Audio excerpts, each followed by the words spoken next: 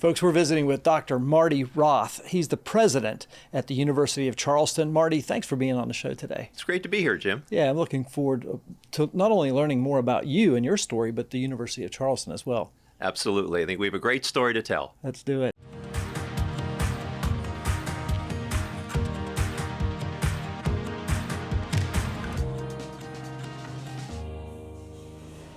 Positively West Virginia is powered by Breezeline high-speed fiber internet and sponsored by Highmark West Virginia, Freedom Key of Morgantown, and Storymaker.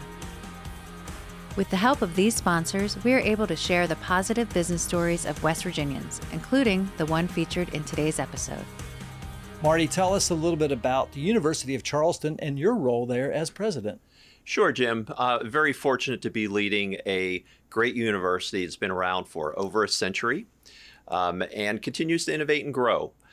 This past fall, we hit over 3,000 students enrolled at the university. So it's a high water mark for us, largest enrollment in over 50 years. Congratulations. And we're hoping that we can even beat that record this coming fall. So we operate not only in Charleston, where we serve about 1,200 students, but we have about 200 students enrolled with us in Beckley, West Virginia, in some healthcare associate degree programs. And then we've been very steadily and successfully building out our online presence. So about half of our students now are engaged with us fully online. The only time we might get to entertain them on campus is when they come in with their families for commencement. But many of those students are proudly serving our country in active military personnel. We graduate more students graduate of Navy SEALs from the University of Charleston and from any other college or university in the country. That's pretty awesome. Yeah, so we've gotten our foot in the door with different military installations, branches of the military, and through positive experiences, positive word of mouth, have been able to really kind of grow those parts of the business. So very dynamic university serving all different types of students. I love it. You talk about diversification and so forth, the different types of students that are attending University of Charleston, the programs, academic programs. Talk a little bit about what you're known for right now. Yeah, great question, Jim. So I'd say we're known for three things programmatically. The first is we have had a thriving School of Business for many, many years. Great MBA program, all the different majors you would expect in a bachelor's degree. Very strong and growing graduate program in business and data analytics. We've also developed a deep expertise in leadership. In fact, we're the only school in the state and one of the few in the country that has a distinct and separate School of Leadership. So for a lot of schools, leadership sits in the School of Education or it sits in the School of Business. Ours is a standalone enterprise. That's the kind of main programs that we're offering to our military students. And then the third area of expertise for us is healthcare. It's the largest employment vertical in the state of West Virginia.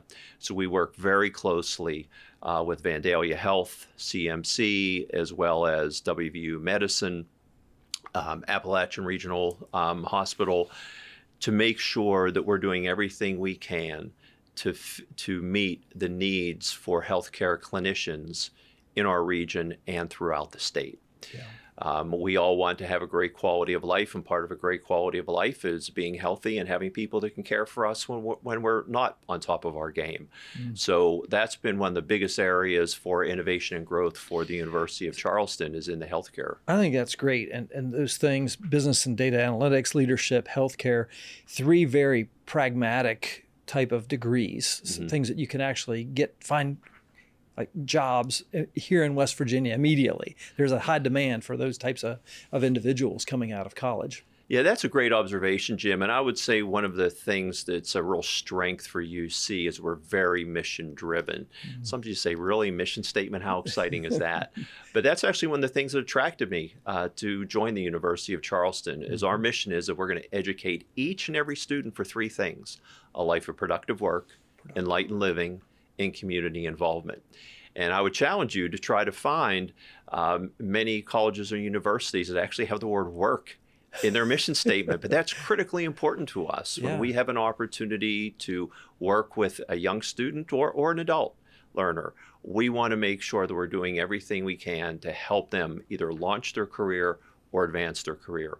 When we approach a employer about a partnership, whether it's a hospital or whether it's a manufacturing firm or a banking institution, we want to really understand what are your talent acquisition needs and how can the University of Charleston be a strategic partner for you. Yeah, I love that. So maybe if you could break down those 3 pillars, if you would, and just give it, like, for instance, productive work. I think we maybe get that, but maybe dig it a little bit deeper into that, the enlightened living. I'm curious about that. Yeah, absolutely. So productive work, like you said, pretty straightforward, but we want to make sure that regardless of what a student's studying, they're having an opportunity for internships, externships, clinical rotations, integrating projects into their coursework. So really rolling up your sleeves, hands-on experiential learning is really important for us.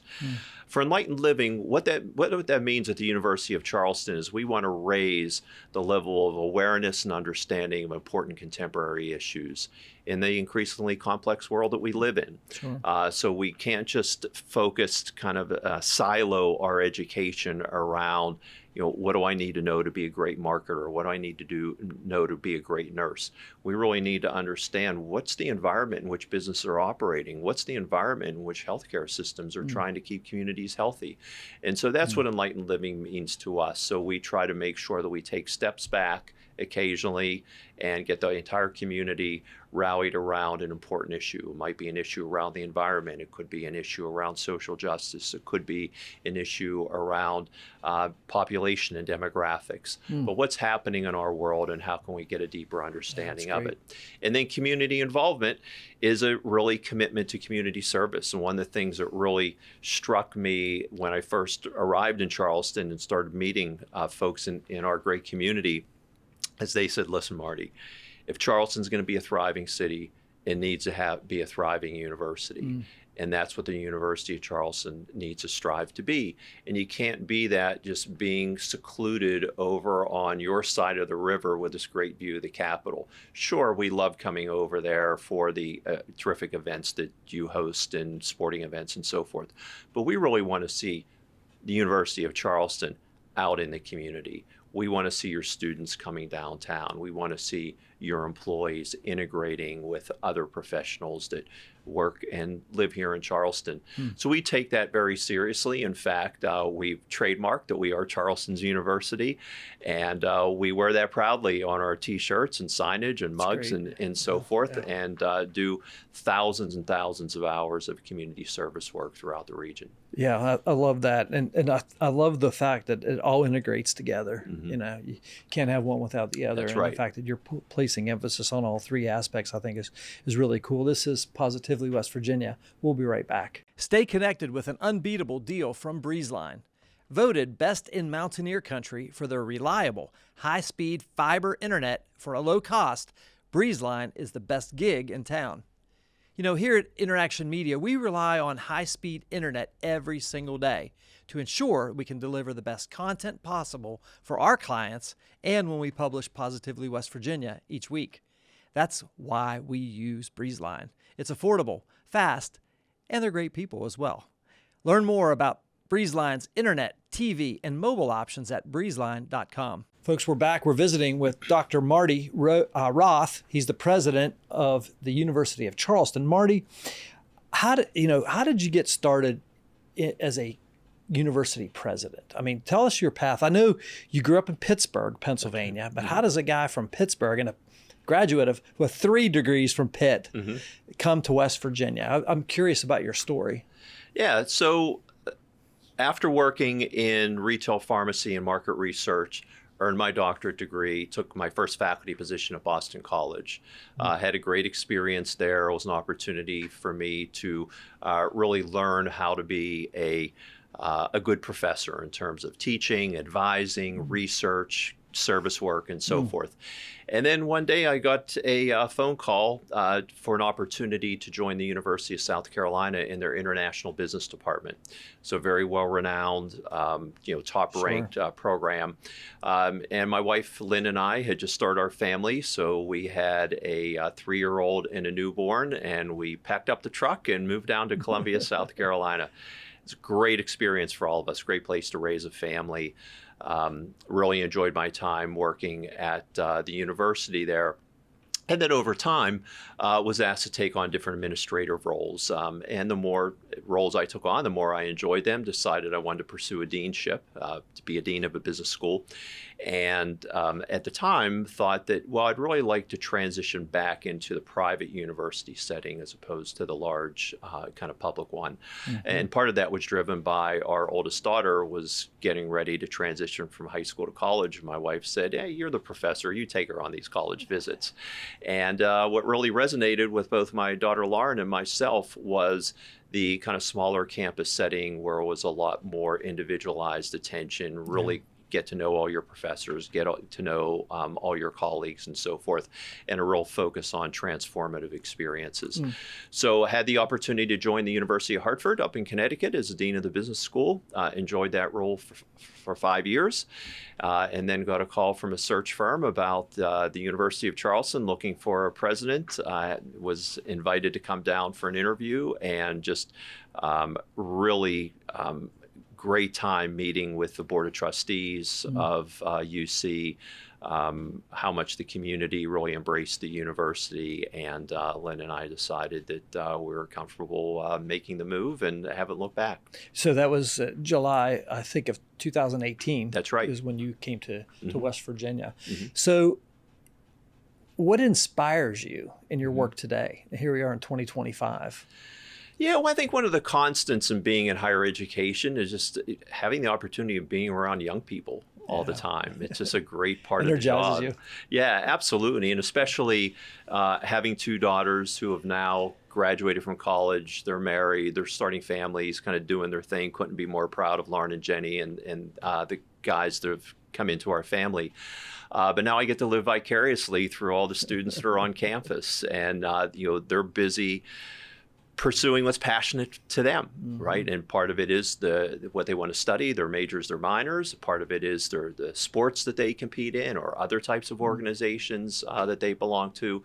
And that's one of the fun things about being at a school like UC is Lynn and I get to interact with so many students, whether it's having them over to our house when they first come to the university as freshmen to kind of welcome them to UC, doing a senior send-off when it's time for them to graduate, attending their athletic events, going to their concerts, and so forth, is really kind of being around young people and being around fellow employees, all of our faculty and staff who love working at UC for that same reason. Yeah, that's super cool.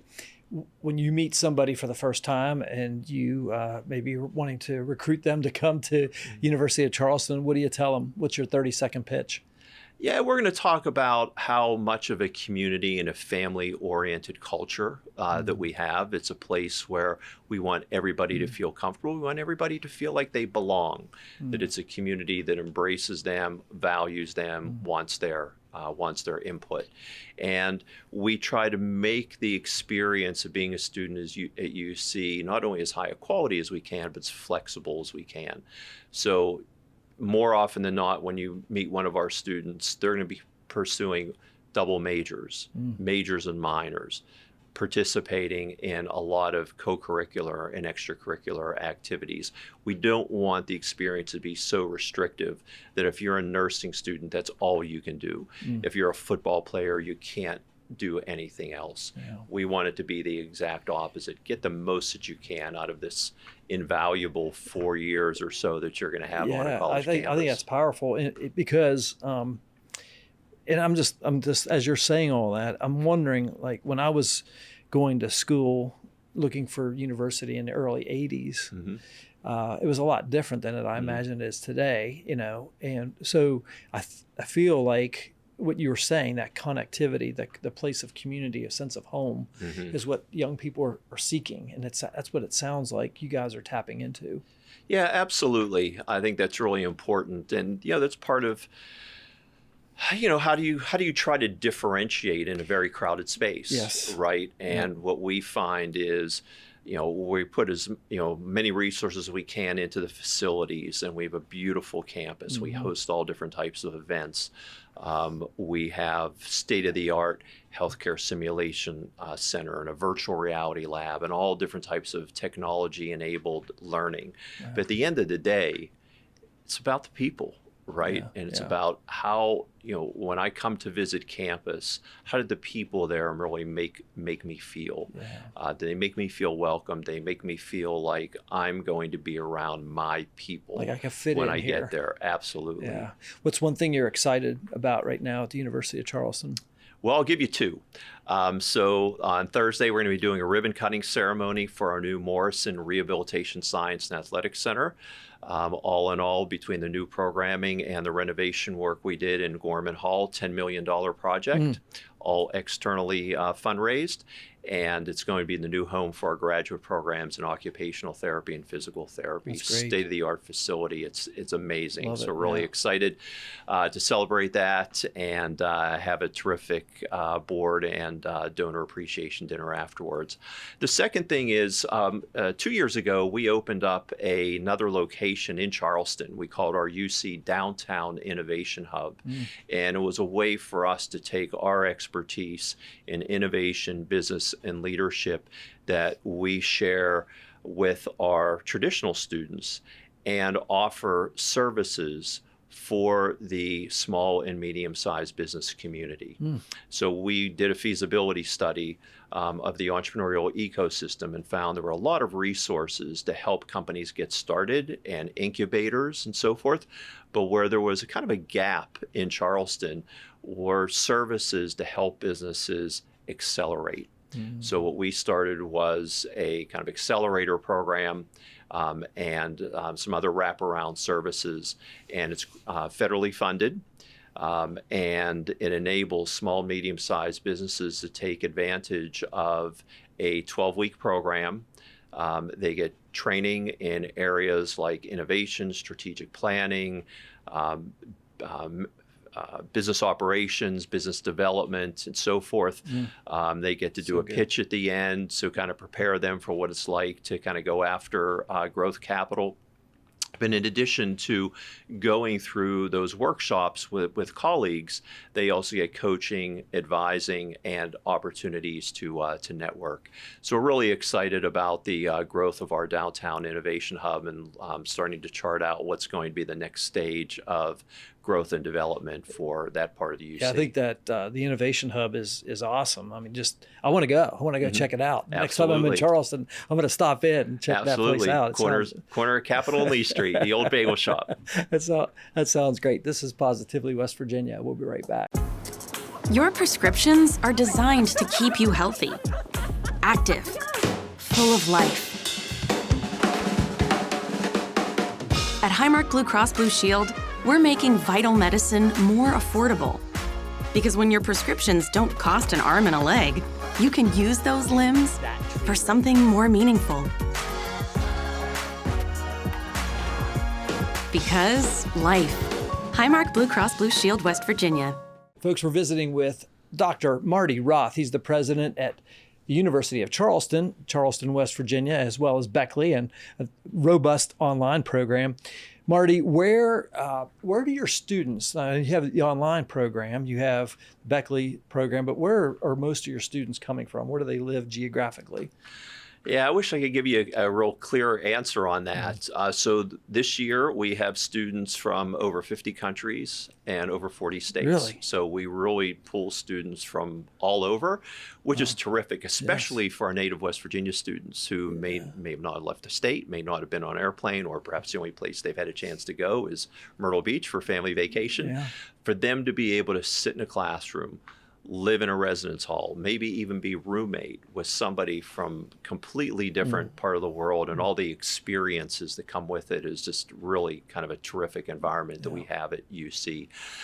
So the reason that it's hard to characterize where our students come from is a lot of them have different paths to UC. So we have national championship men's soccer program, tennis program, golf program. Our coaches recruit internationally for those sports. That makes sense. Then we have other sports like football, where we're drawing a lot from Ohio, Western Pennsylvania, West Virginia, of course, and then down into Virginia and the Carolinas. And, basketball, baseball tend to be very Ohio-centric. So a lot of it depends on kind of who's doing the recruiting.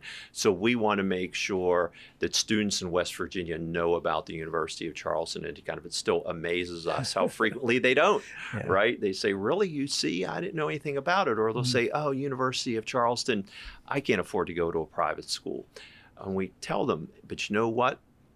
On average, students who graduate from the University of Charleston with a 4-year bachelor degree have less student debt than students that graduate from just about every other college and university in the state of West Virginia. That's so important these days. It is. And so we're really blessed that we have a great donor base. We're able to leverage some of the same federal financial aid the students can take anywhere, some of the state financial aid, like the Promise Scholarship, they can take anywhere. But then we have a lot of institutional aid through scholarships, generosity of our alumni and friends that enable us to make the cost of attendance to UC very affordable. As far as attracting these students, how do you get the word out? What do you do these days? It seems like it's a hard demographic to reach. It is. More and more, the first point of contact for students is going to be your website. So over the past 2 years, we've really invested significantly into search engine optimization, and we're seeing great results. We're seeing more hits on our website. We're seeing longer duration that people stay there, more likely to move on to another link on our site rather than depart. Social media continues to be critically important, so really upping our game. On Facebook, more for the parents, and then on Instagram for our traditional college age group, and then on LinkedIn as we look more broadly for working adults and some of our partnership work. I think it's important. Well, you're a marketing expert. You've got your PhD in marketing, correct? Right. And so you understand the value of talking to the right audience at the right time with the right message. Yeah, and the right message is really key, Jim. So content is key. There's lots of schools that'll kind of partner with one or two of the big higher education marketing agencies, and they'll come up with great content, but it all tends to look alike. So we've taken great pride over the years in having really top-notch marketing and communication operations, starting with a VP, having really outstanding photography and videography that we developed in-house, and then making sure that we wrap great graphics around it, and then finding the right channels to get that messaging out. Yeah, not only the message, but the delivery, the distribution. Absolutely. That's really cool. You've been in higher education for a while. There's been a lot of challenges recently with higher education. I'm sure there have been along the route, but it seems like there's more pressure these days. What do you think is the highest level challenge facing higher education right now? Yeah, very timely question. I'd say there's two things that are kind of most central, kind of bubbling up on our importance scale. The one is around visa access. As I mentioned, we're very fortunate to attract students from all over the world. Many of them really want to stay in Charleston and want to stay in West Virginia, which is great for us, where we know we have needs for smart people to take on roles in our organizations. So we want to make sure that those students do have opportunities to secure a visa to be able to come to the country legitimately, get a great education, and be able to take advantage of kind of work opportunities here. And I think the second is with financial aid and accessibility. So there's a lot of discussion going on right now in Congress with regard to the Pell Grant program, and grants are monies that are typically awarded to students based on income. Those are monies that do not have to be repaid. So those are very, very important for a lot of students. And then there are a number of different federal student loan programs, monies that do need to be repaid after the student has kind of completed their degree.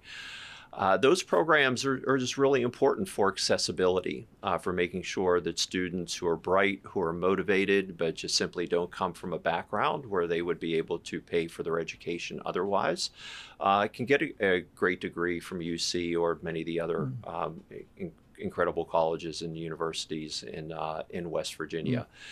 And our fear is that if we're not able to provide that financial support for students, then they won't be able to pursue the types of degrees to do the jobs that we need them to do. So, for example, we talked about healthcare before.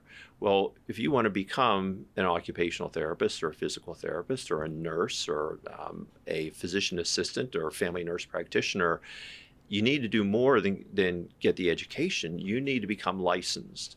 And the only way to sit for the licensure exam is if you have the required educational background.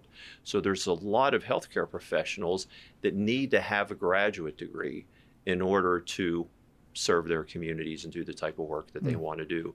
If the federal government moves forward and eliminates the Grad Plus loan, well, that's going to be a pool of funding that students attending graduate school will no longer have access to.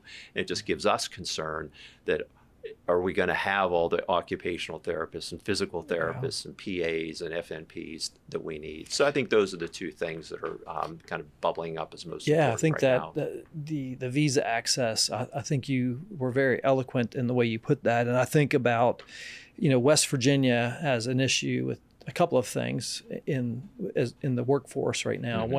One is the fact that our population's declining and has been for a number of years, one of the only states that is occurring. And then the second thing is workforce participation. So we have a lot of people sitting on the sidelines, and then there's a lot of open jobs. When I talk with entrepreneurs, small business owners, mid-sized company owners around the state of West Virginia, it continues year after year to be one of the top things is I can't find good quality people. And here you've got University of Charleston not only preparing people for work and meaningful work, but also things of like how to enjoy life and also how to contribute back and get involved with the community, which is we need all those things. Yeah, absolutely. And students, regardless of where they're from, when they come to UC and they come to Charleston, they feel welcomed. Yeah. They feel like, hey, I might not have known about the place. And frankly, maybe I thought I was going to Charleston, South Carolina, but I ended up in Charleston, West Virginia. Yeah, that's okay. When they You're here. when they get here and get their feet on the ground, they're like, hey, these are really nice people. There's a great quality of life here. Yeah. If I had the opportunity, I'd love to stay and put down roots. And we need to try to figure out ways to make that happen. Yeah, it's super cool. I like that. What's the vision that you have long term for University of Charleston? What do you see, like, if you could look out into the future? Yeah, I think for the future, we want to continue to grow in a market that's kind of demographically challenged, hyper competitive, and so forth. Sure. We continue to figure out where are the needs in the marketplace. Are they needs that we can strategically fill? Will those give us an opportunity to attract more students, partner with more organizations, and grow the enterprise? We know that the landscape continues to change, so we've been very successful over the last couple of years with certificate programs, and we expect that those will continue to grow. The sweet spot for us has been what we call stackable certificates. So the student, when they complete the certificate, will have earned college credit that they can then utilize towards a degree completion opportunity. So we'll continue to look for opportunities there. And I think continuing to partner with our friends in the military is kind of great opportunity for us and a great opportunity for them. Military service is critically important for our country. And for the individuals who serve, but it's typically most individuals that serve don't serve for the lifetime. They need to be able to prepare themselves for how they're going to successfully transition when their military service is over, and we think we can play an important role in that process. Yeah, absolutely. And you'd mentioned earlier the military program and the leadership program that you have at University of Charleston, and I'm a student of leadership. You probably didn't know this, but I anytime I have an important leader such as yourself sitting across from me, I'm going to ask a question or two about leadership. And, Marty, what do you think today, 2025, one of the most important traits of a successful leader in business is? What would you say that is? I don't think you can ever overemphasize the importance of communication. Begins with kind of good empathetic listening, really kind of understand what's happening, whether you're trying to figure out what's a new market opportunity, what are pain points within your organization to become more effective, how can we change our operations to become more efficient, really being an active and involved listener. And then realizing all of us continue to be busier and busier in an era where we have to continue to specialize. But if people get too far removed from the big picture, they kind of lose their sense of purpose. They kind of lose their understanding the identity of the organization and why it's so impactful for them to be a part of what we're doing. Making sure it doesn't become too much about the I and less about the we. So that's probably what I think about on most days is how do I and my team need to continue to communicate at the right level for all the different audiences and stakeholders we're involved in. And I try to use a pretty simple framework of everybody in our organization needs to be aware of what we're doing. In some occasions, they need to have a real kind of understanding of why we're doing it. And sometimes they really need to be part of the process that's determined why we're doing what we're doing and how we're going to implement it. And so figuring out, is everybody aware of what's going on? Who needs to really have what level of understanding of it? And who do we need to bring into that process so we have the right sense of ownership and champions, that people don't start looking around and saying, why are we doing this? I wasn't involved in this process. I don't feel like I need to own it. We need everybody to own that mission, to really believe in our core values of student focus and quality and integrity. So regardless of whether we're doing the things we've been doing for 100 years, helping students earn a bachelor's degree, getting into new graduate healthcare spaces, doing certificate programs for emergency medical services or law enforcement personnel throughout the state, or engaging with a small business community through our Business Accelerator program, we need everybody to understand who we are as a university, what direction we're trying to go, and make sure we're all rowing together. I love that. And thank you for sharing. That's Sure. That's great wisdom right there. And I, as you're talking, I can't help but think, like, as an individual, if you're a part of an organization, maybe it's a higher education institution, or maybe it's a company or a nonprofit organization or something like that, find something within your why that connects with that mission, that why. And if you can get that alignment to say, yeah, this is not just a job, this is part of who I am too, that magic right there, if you can make that happen. Absolutely. That sense of purpose is really, really critical. And I think that's become popularized in kind of the science of leadership, the leadership literature over the last 5 to 10 years. But I think it's really being carried forward in a much larger scale with today's generation of college graduates. They really want to find that sense of purpose. And I think there were probably periods of time when that mission pillar of community involvement, students will scratch their head and say, really? I really have to go out and, go out with my team and do 2 hours of community service? Almost sounds like a punishment. Right? Yeah, exactly. And now students are like, hey, if you're not offering that, I'm not sure that's the right university for me. What because a shift. This is an important part of what I think a contributing member of society needs to do. Yeah, that's a leader shift for sure.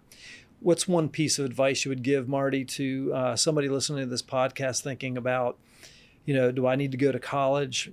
Should I stay here in West Virginia to go to school? Can University of Charleston, help me? What would you say to them? There are great educational opportunities here in West Virginia. And certainly at UC, we're very proud of the diverse programs we offer for so many different types of students of different ages and backgrounds. We would love to engage with you if you're thinking about how can I accelerate my career or kind of do a career change, pivot in some way or another. Education is a great tool Great tool for doing that. We would love to have those conversations with you and give you a chance to learn a little bit more about who we are and what we do and how we can be of value to you. That's great. And that goes for the online programs as well. 100%. Yeah, because that's I think that's pretty neat. Now, when you mentioned online and you have been doing it for 10 years, we're 5 years more or less removed from the pandemic, COVID-19 pandemic. Did that, had already entered into that like online world and online degree. How important was that to have had that basis when 2020 hit? Absolutely. First, it was a kind of brilliant strategy 12 or so years ago to really get into the online space just as a way of diversifying the portfolio and looking for alternative revenue streams. But then when the pandemic hit, and unfortunately we had to tell all of our students, we're going to have you kind of leave campus a few weeks before the end of the spring semester, but have no fear. We know how to do online education. That's great. We have the systems in place. The vast majority of our faculty had already had expertise doing online education. And so we pivoted very seamlessly throughout that fall into the summer. And then when we were able to bring students back, the state of West Virginia did a really good job, and it was a high priority of the governor to make sure education didn't stop. When we were able to bring students back, we did it in kind of hybrid settings, again, utilizing technology. So when a student was sick or had to be quarantined for some reason, they didn't have to worry about not being able to keep up with their classes. Our faculty were prepared to make sure that both the students in the seats as well as the students that had to participate virtually were able to do so at a high level. Yeah, amazing. Marty, we've covered a lot in this interview in a short amount of time. Is there anything else you think our listeners should know about you or your story? The University of Charleston is really going great. We're very excited, launching new programs. High levels of student satisfaction. We look at important metrics in higher ed, like first-year retention, what percentage of our students who start one fall come back the next fall. Over the 7 years that I've been here, we've increased that about 10 percentage points. We've really dedicated faculty and staff. We want to make sure that each and every student has a great experience, and we are kind of deeply committed to that. And we'll continue to partner with organizations here in West Virginia, do everything we can to address the workforce development needs here in the state. Yeah, I love it. That's so cool. As we close out our time, what's the best way for folks to learn more about University of Charleston and perhaps even get in contact with you? Sure, absolutely. The easiest way is just through our website. Just Google the University of Charleston or ucwv.edu. We have a great website, tons of information, and if you go to the About UC portion of the website, you can find a link to the leadership team and some information about me. My contact information will be right there. That's great. We'll make sure you have links to that in the show notes section and also on social media. We send this out. That's great. Our guest once again is Dr. Marty Roth, president at the University of Charleston in Kanawha County, right on the beautiful Kanawha River. One of the most beautiful college campuses in the country, for sure. Marty, it's been an honor to have you on the show. I really appreciate getting to know you, learning more about the University of Charleston and the wonderful things that you're doing to benefit not only West Virginians, but people all across the planet. So thank you for being here. Great. Thank you, Jim. I appreciate it. And thank you for being such a great ambassador for the state and for the business community here. Well, you're welcome. And again, keep up the great work. I encourage you. Keep going. This is awesome. Will do. Folks, that's a wrap on another episode of Positively West Virginia. If you or someone you know would be a great guest on our show, drop us a line on our website at positivelywv.com. And of course, we appreciate your encouragement, your comments, your reviews, and sharing the great stories that we share each week with you on Positively West Virginia, just like Dr. Marty Roth and the University of Charleston. For our entire Positively West Virginia team, including our producer today, Mr. Jimmy Murray behind the controls, I'm your host, Jim Matuga. Stay positive, West Virginia. We'd like to thank our partners, Highmark West Virginia, Freedom Kia of Morgantown, InnerAction Media, Storymaker, and our studio sponsor, Breezeline, for helping to share these positive stories. If you'd like to become a sponsor of the Positively West Virginia podcast, visit positivelywv.com/sponsor.